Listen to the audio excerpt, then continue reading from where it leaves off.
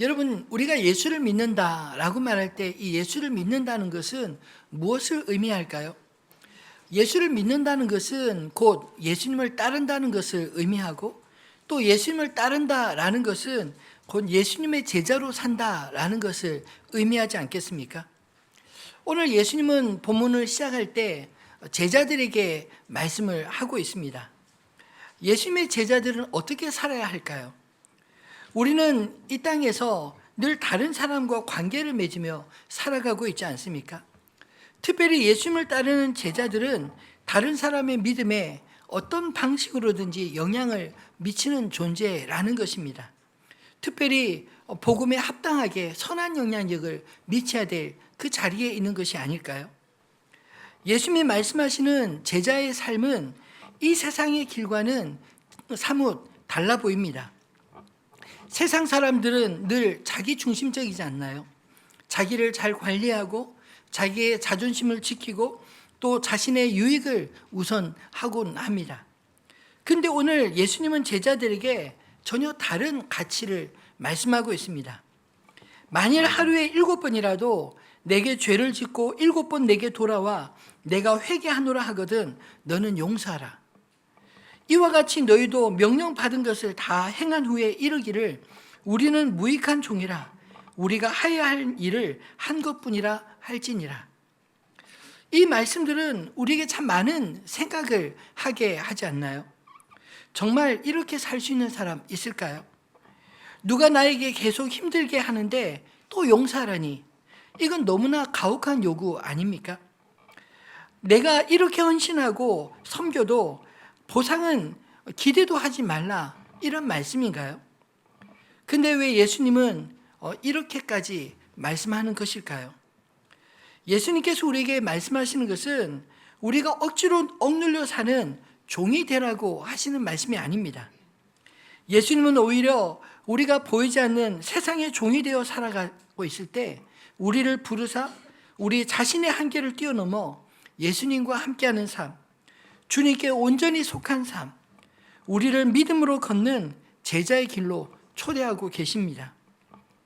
그리고 그 길은 불편하고 부담스러운 길이기 전에 오히려 우리를 통해 예수 그리스도를 드러내는 삶, 하나님 나라의 기쁨과 영광에 참여하는 길이기에 이 길을 가자라고 하시는 게 아닐까요?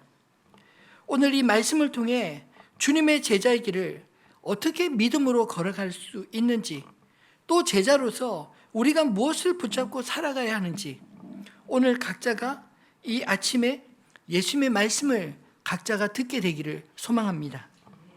그러면 예수님은 제자의 길을 어떻게 말씀하고 있을까요? 어떻게 제자의 길을 갈 수 있는 것입니까? 첫 번째로 믿음으로 용서하라 하셨습니다. 왜냐하면 용서는 제자의 능력이기 때문입니다. 예수님은 먼저 제자들에게 실족하게 하는 자에 대한 경고로부터 오늘 이 말씀을 시작하십니다. 예수께서 제자들에게 이르시되 실족하게 하는 것이 없을 수는 없으나 그렇게 하는 자에게는 화로라. 이 1절 말씀에 실족이라는 단어는 단순히 넘어지게 밀어뜨린다 혹은 마음을 상하게 한다 이런 뜻만 있는 게 아닙니다. 헬라어 스칸달리조는 누군가 죄를 빠지게 만들다 혹은 믿음을 넘어뜨리다, 깨어지게 만든다 이런 뜻입니다. 예수님은 이 말씀을 통해 공동체 안에서 다른 사람의 믿음을 넘어뜨리는 행위를 매우 심각하게 보심을 드러내 주셨습니다. 근데 우리는 너무나 쉽게 우리 주변의 사람들을 실족시킬 때가 있지 않나요? 아니면 말고 식의 그런 무의미한 말로 혹은 우리의 무례한 행동들로, 그리고 때로는 무심한 태도로 주변의 사람들을 실족시킬 때 있지 않습니까? 우리의 말과 행동이 누군가를 실족하게 하여 믿음에서 떨어지게 하거나 스스로 자신의 삶을 무가치하게 만든다면 하나님은 그 책임을 그렇게 만든 당사자에게 직접 물으실 것이다, 이런 말씀입니다. 그 책임의 무게가 얼마나 클까요? 2절 말씀을 한번 같이 읽어볼까요?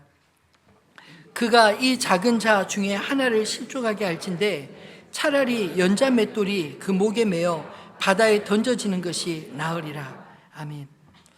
그러면 이 말씀이 두려워서 뻔히 형제가 잘못하고 있는 것을 보면서도 내가 한 말로 그가 실족할까 봐, 혹은 그를 실족시킨 것으로 내가 연자맷돌을 목에 매는 화를 입을까 봐 그저 잘못한 것을 가만히 보고만 있어야 할까요? 3절에 이어서 주님은 이렇게 말씀하셨습니다. 너희는 스스로 조심하라. 만일 내 형제가 죄를 범하거든 경고하고 회개하거든 용서하라. 예수님은 상대방의 허물을 지적하기 전에 혹은 비판하기 전에 먼저 너희는 스스로 조심하라 하는 말씀으로 먼저 자신의 마음을 살피라고 하셨습니다. 그런 다음에 형제가 죄를 범하거든 경고하고 회개하거든 용서하라 하신 것입니다. 사랑은 단지 죄를 눈 감아주는 것이 아니라 경고해서 죄에 빠지지 않도록 해야 하고, 또 경고를 받고 자신의 죄를 깨닫고 찾아와 회개할 때는 무조건 용서하는 것이라 말씀하고 있습니다. 그러면 도대체 얼마나 용서해야 할까요? 4절 말씀을 같이 읽어보겠습니다. 만일 하루에 7번이라도 내게 죄를 짓고 7번 내게 돌아와 내가 회개하노라 하거든 너는 용서하라 하시더라. 아멘.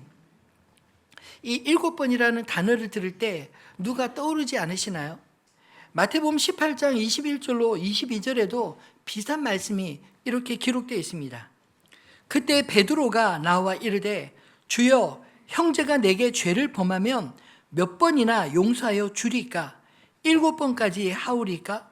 예수께서 이르시되 내게 이르노니 7번뿐만 아니라 7번을 70번까지라도 할지니라. 베드로가 예수님께 내 형제가 내게 죄를 범하면 몇 번 용서해 주면 족합니까?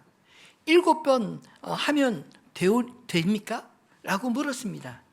그때 예수님은 7번을 70번까지, 즉 7 곱하기 70, 단지 산술적으로 490번까지만 용서하라 하신 말씀이 아니라 7번은 단순히 숫자적 의미보다 완전한 수, 즉 완전한 용서, 무한대로 용서하라는 말씀을 하신 것입니다. 예수님은 우리에게 그 사람의 회개의 진정성을 따지지 말고 용서하려는 태도, 용서를 구하는 그 태도 자체를 그대로 수용하라 말씀하신 것입니다. 용서할 때 조건을 따지기보다 용서가 우리의 삶의 습관이 되어지기를 소망합니다. 여러분, 이 말씀을 묵상할 때 우리가 주님 앞에 나와 간구하는 기도의 모습이 떠오르지 않으시나요?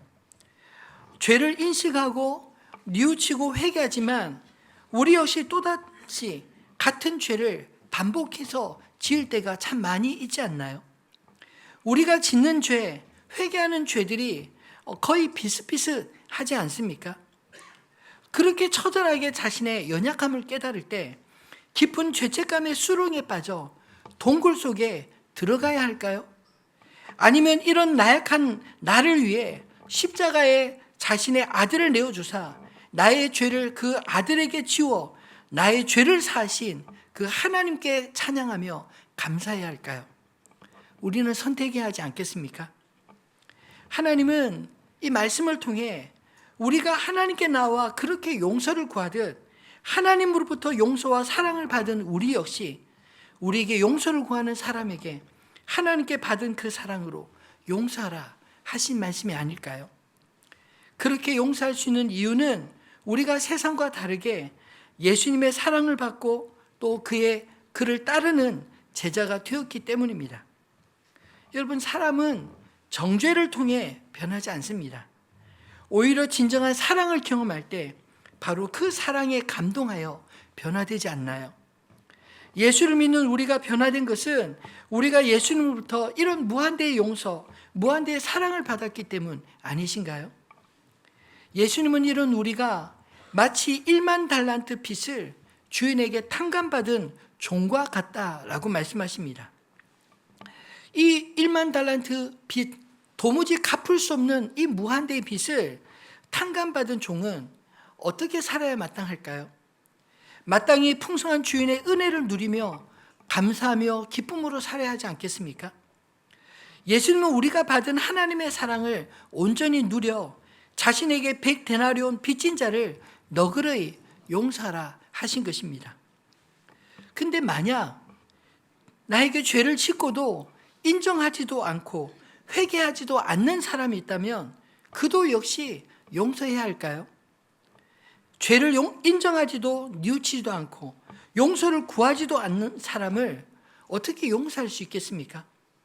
그래서 용서의 전제는 자신의 죄를 깨닫고 한계를 인정하고 돌아와 용서를 구하는 사람을 무한대로 하루에 7번이라도 같은 죄로 용서를 구하면 용서하라라고 말씀하신 것입니다. 이 말씀은 결국 용서하는 사람만을 위한 말씀이 아니라 용서를 구하는 그 사람을 위해서도 궁극적으로 하시는 말씀인 것입니다. 용서를 구하는 사람도 자신을 돌아보고 진정한 용서를 통해 용서받은 은혜와 기쁨을 경험해야 비로소 그 역시 용서의 사람이 될 수 있기 때문 아닐까요? 이 말씀을 들은 제자들은 어땠을까요? 충격에 빠졌습니다.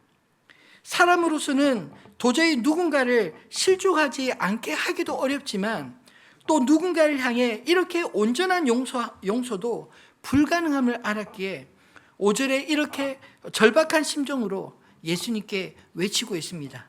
주여, 우리에게 믿음을 더하소서. 제자들도 알았습니다. 인간의 감정과 판단으로는 반복되는 잘못을 용서하는 게 불가능하다는 것을. 그래서 믿음을 구하지 않습니까? 그때 예수님은 어떻게 응답하셨을까요? 6절 말씀을 같이 읽어보겠습니다. 주께서 이르시되 너에게 겨자씨 하나일 만한 믿음이 있었더라면 이 뽕나무들어 뿌리가 뽑혀 바다에 심기어라 하였을 것이요 그것이 너에게 순종하였으리라. 아멘. 예수님이 들려주신 대답 역시 불가능해 보이는 것 아닌가요? 여기서 겨자씨를 통해 강조하는 것은 믿음의 크기를 의미하는 것이 아닙니다. 믿음의 대상, 곧 하나님을 얼마나 신뢰하고 있느냐라고 묻는 것입니다. 겨자씨는 아주 작지만 믿음의 크기를 나타내는 것보다 그 속에 살아있는 생명력, 여러분 똑같은 사이즈의 돌멩이는 아무리 땅에 떨어져 있어도 싹을 틔우고 열매를 맺지 않지만 똑같은 크기의 지극히 작은 겨자씨는 땅에 떨어져 썩으면 그것을 통하여 발화되어 싹을 틔우고 자라나고 새들이 깃들 만한 나무가 된다라고 말하고 있지 않나요? 즉 예수님은 이 겨자씨를 통해서 믿음의 대상, 그 속에 생명이 있느냐, 믿음을 구하는 하나님을 향하여 그 믿음이 살아있느냐, 이것을 강조하기 위해 인용하신 것입니다. 뽕나무를 바다에 심는 것은 인간의 힘으로는 불가능한 일이지만 우리가 불가능하다고 해서 하나님도 능히 불가능한 일이실까요? 믿음은 내가 해야 할 행동을 요구하는 것이 아닙니다. 내가 못한다고 해서 하나님도 못하는 것이 아니라는 것입니다.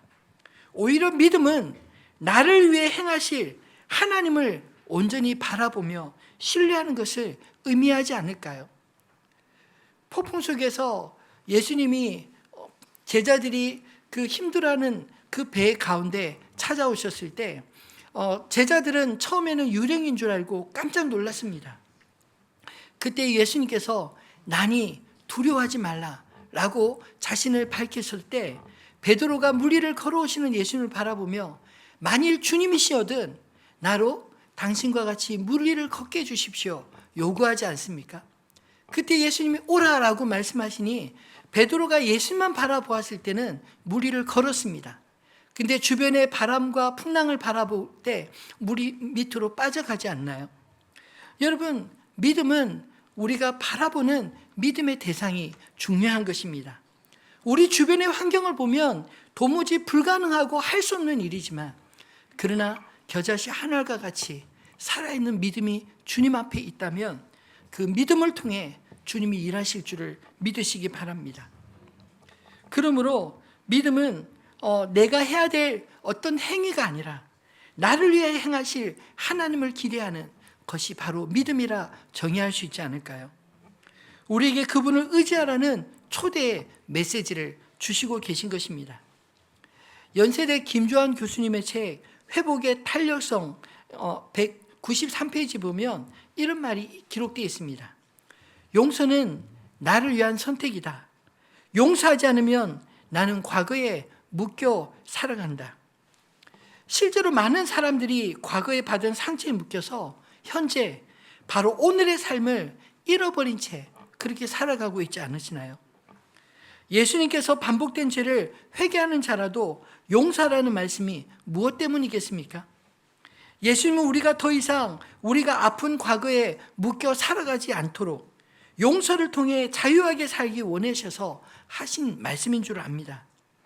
그러니까 용서는 누군가를 위해 억지로 참아야 되는 일이 아니라 예수님을 믿고 신뢰함으로 믿음으로 용서하여 나 자신을 정죄의 속박에서 풀어 자유하게 하는 일인 줄로 믿습니다. 예수님이 우리를 위해 온전히 자신을 내어주신 것처럼 우리가 하나님께 용서를 구할 때 한없이 용서해 주신 것처럼 용서는 상대방을 위한 것이기도 하지만 그보다 더 먼저 나를 위한 믿음의 선택인 것을 믿으시기 바랍니다. 나에게 혹시 정죄의 수렁에서 헤어나오지 못하게 하는 어떤 대상이 있지는 않으시나요? 그를 내 마음의 올무에서 풀어 자유롭게 할 때 내 마음에도 비로소 자유가 찾아오는 것을 믿음으로 경험하시는 저와 여러분 되시기를 소망합니다. 두 번째로 예수님의 제자의 길은 어떻게 갈 수 있을까요? 믿음으로 섬기라고 하십니다. 겸손은 제자의 올바른 자세이기 때문입니다. 예수님은 이어서 종의 비유를 통해 제자의 섬김이 어떤 자세로 이루어져야 하는지 가르치셨습니다. 7절로 9절 말씀 같이 읽어볼까요? 너희 중 누구에게 밭을 갈거나 양을 치거나 하는 종이 있어 밭에서 돌아오면 그대로 곧 와 앉아서 먹으라 말할 자가 있느냐? 도리어 그대로 내 먹을 것을 준비하고 띠를 띠고 내가 먹고 마시는 동안에 수종 들고 너는 그 후에 먹고 마시라 하지 않겠느냐? 명한 대로 하였다고 종에게 감사하겠느냐? 예수님 당시에는 아마도 주인과 종의 관계가 흔하였기에 이 말씀에 토다는 사람이 없었을 것입니다. 그러나 오늘 우리 시대는 종과 상전의 관계가 사라졌기에 몹시 불편하게 들리는 말씀 아닌가요? 심지어 이어지는 말씀을 보면 더욱 쉽지 않습니다. 이와 같이 너희도 명령 받은 것을 다 행한 후에 이르기를 우리는 무익한 종이라 우리가 하여야 할 것을 하여야 할 일을 한 것뿐이라 할지니라. 여러분 이 말씀을 처음 들을 때 어떤 느낌이 드시나요? 예수님의 이 말씀이 참 서운하게 들릴 수 있지 않습니까? 그저 종처럼 아무 대가 바라지 말고 묵묵히 일만 하라는 것인가요? 내가 이렇게 열심히 일을 했는데도 왜 무익하다라고 해야 하죠?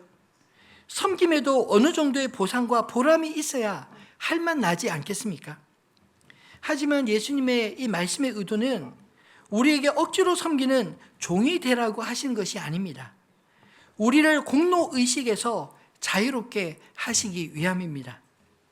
여러분 우리가 잘 아는 바리새인과 세리의 성전에서의 기도 비유를 통해 보듯이 사실 신앙생활도 열심히 하면 할수록 내 공로가 되기 쉽고 열심히 섬김도 자랑이 되었던 이 바리새인과 같은 섬김의 태도 그것을 예수님이 지적하신 게 아닐까요? 종은 주인의 뜻을 따르는 자입니다. 종은 온전히 주인에게 속하여 자신을 드러내는 자가 아니라 주인의 뜻을 온전히 행하며 주인을 드러내야 하는 사람이 아닐까요?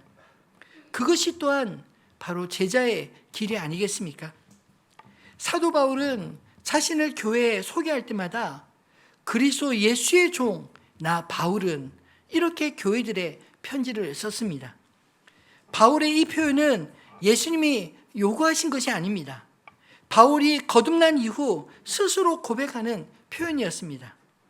이처럼 그리스도의 종이라는 표현은 나는 그리스도께 온전히 속한 자라는 의미요, 그리스도의 뜻을 전달하는 자이며 그리스도를 높이기 위해 스스로 자신을 낮춘 그런 표현 아닐까요? 그러면 예수님은 그런 우리를 어떻게 대하실까요? 요한복음 15장 15절 말씀을 다 같이 읽겠습니다. 이제부터는 너희를 종이라 하지 아니하리니 종은 주인이 하는 것을 알지 못함이라. 너희를 친구라 하였노니 내가 내 아버지께 들은 것을 다 너희에게 알게 하였음이라. 아멘. 우리는 종의 자세로 주님을 따르지만 예수님은 우리를 친구로, 동역자로 여기시며 주님이 하실 모든 일을 우리에게 밝히 알려주시겠다라고 말씀하고 있지 않나요? 사랑하는 성도 여러분, 그러므로 우리의 섬김이 내가 잘했다라는 자랑이 되지 않기를 소망합니다. 그 순간 우리의 상은 이미 이 땅에서 다 받은 것입니다. 예수님은 그러나 우리가 이 땅에서 사라질 상을 받는 것이 아니라 영원히 사라지지 않을 하늘의 상을 바라보며 섬기는 제자가 되라, 그렇게 말씀하신 게 아닐까요? 지난 3주간의 휴가 기간에 부산에 내려가서 저에게 깊은 감동을 주신 한 장로님을 만나게 되었습니다. 이 분당 우리 교회에서 잠깐 함께 섬겼던 장로님이신데 15년 훨씬 지난 이후 지금까지도 계속 연락하며 또 연락을 주시는 장로님이셔서 저의 결혼 소식을 알려드렸더니 아주 기뻐하면서 초청해 주셔서 뵙게 되었습니다. 지금은 부산으로 내려가셔서 제법 규모 있는 사업을 하시며 고향의 작은 본 교회를 섬기고 계십니다. 기업의 대표라 기업인들끼리 친목을 쌓는 일이 참 많지 않나요? 그것도 대부분 토요일에 시간들을 많이 갖는다고 합니다.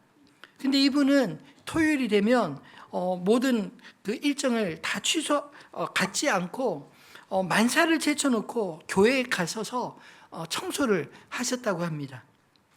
처음에는 혼자 조용히 청소를 하셨는데 어느 날 청소를 하면서 이런 생각이 들었대요. 청소하다 보면 열심히 몸을 움직이지 않습니까?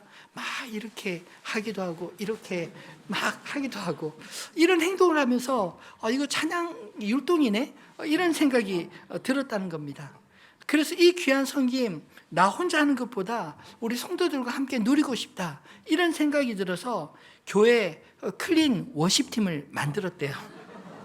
청소하는 것이 마치 찬양 율동의 모습 같다는 생각을 착안해서 성도들께 그렇게 소개해 드렸더니 많은 분들이 함께 참여해서 토요일 되면 다 같이 열심히 닦고 청소하면서 그리고 다 끝나고 나면 함께 식사하고 또 신앙의 교제를 나누면서 이 토요일이 주일을 기다리게 만드는 그런 은혜로운 예배가 되고 있다, 이런 이야기를 들려주셨습니다.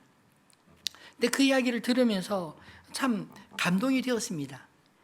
사실 청소한다고 누가 보상해 주나요? 누가 알아줍니까? 월급이 나오는 것도 아니지 않나요? 그런데 보상 없어도 기쁨으로 섬기는 섬김, 아무도 몰라도 주님이 아시기에 충분한 그 섬김, 그게 바로 예수님이 원하시는 제자의 섬김의 자세가 아닐까요? 사람들이 몰라도 괜찮습니다. 주님은 아시기 때문입니다. 그분이 기억하신다는 그 사실을 잊지 말고 우리의 섬김의 자리에서 주님 앞에 충성하는 저 여러분 되기를 소망합니다. 말씀을 맺겠습니다. 제자의 길은 무엇으로 완성될까요? 바로 예수 그리스도를 믿는 우리의 믿음으로 완성되어질 줄 믿습니다. 사랑하는 성도 여러분, 예수님은 우리가 이 제자의 길을 억지로 부담으로 걷기 위해 걸으라고 이렇게 말씀하는 것일까요? 믿음으로 용서하고 믿음으로 섬기는 이 길이 바로 하나님의 기쁨과 영광에 참여하는 제자의 길이기 때문에 이렇게 말씀하신 게 아니겠습니까? 믿음은 우리를 제자의 길로 이끌어 주십니다. 믿음이 없으면 용서도 못합니다. 믿음이 없으면 섬김도 조금 하다 결국 포기하고 말 것입니다. 그러나 믿음이 있으면 우리에게 불가능하게 보이는 일들도 주님 안에서 가능한 것을 경험하고 계시지 않으시나요? 그래서 할 수 있거든이 무슨 말이냐? 믿는 자에게는 능치 못할 일이 없느니라. 내게 능력 주시는 자 안에서 내가 모든 것을 할 수 있느니라. 이런 고백들을 할 수 있는 게 아니겠습니까? 왜냐하면 우리는 주님이 주시는 그 능력을 따라 걷는 제자들이기 때문입니다. 우리가 무익한 종이라 말할 수 있는 이유는 주님이 먼저 우리를 섬기러 이 땅에 오셨기 때문입니다. 십자가에서 주님은 종의 모습으로, 죄가 없으심에도 불구하고 죄인의 모습으로 우리를 위해 십자가를 친히 지시지 않으셨나요? 우리가 그 은혜를 알기에 우리는 공로 없이 섬기며 살아갈 수 있는 것입니다. 우리가 하는 이 모든 섬김, 바로 하나님의 은혜에 대한 반응이 되기를 소망합니다.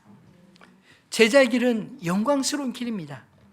예수님은 나를 따르라고 부르셨고 우리는 그 부르심에 응답한 사람들인 것입니다. 예수님을 따라가는 삶은 세상과 달라 조금 힘겹고 또 외톨이처럼 느껴질 수도 있지만, 그러나 오늘도 용서하고 오늘도 섬기고 묵묵하게 이 땅을 살아가는 우리의 발걸음 하나하나가 하늘에서 주님이 기뻐하시는 발자국인 줄 믿습니다. 우리는 무익한 종이라 우리가 해야 할 일을 한 것뿐입니다. 이 고백이 억지로 하는 고백이 아니라 감사와 긍지로 드리는 제자의 고백이 되시기를 우리 주님의 이름으로 축원합니다.